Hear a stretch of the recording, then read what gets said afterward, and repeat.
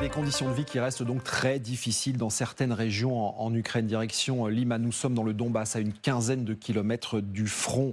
L'accès aux soins qui reste un gros problème parce que les médecins sont partis et les unités médicales ont quasiment toutes été détruites. Reportage sur place pour LCI, Claire Cambier, Vincent Wartner et Alexander Bensa.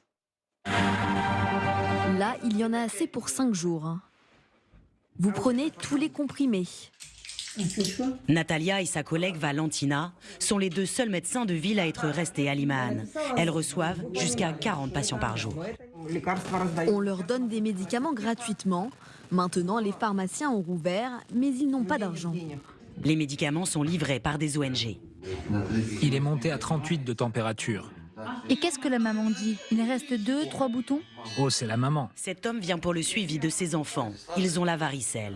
Mais ces médecins font face à des maladies contagieuses plus graves. Choléra, gale. Tuberculose.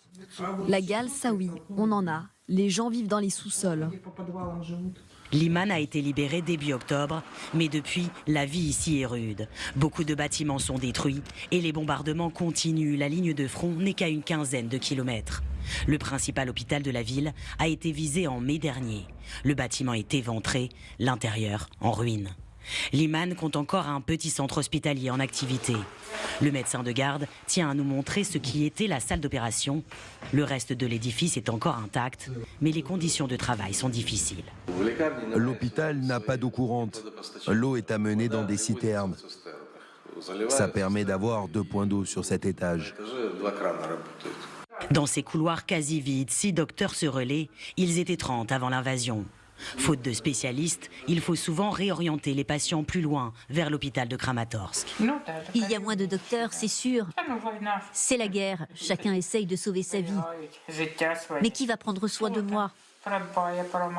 12 000 habitants vivent encore dans l'agglomération, un quart de la population d'avant-guerre.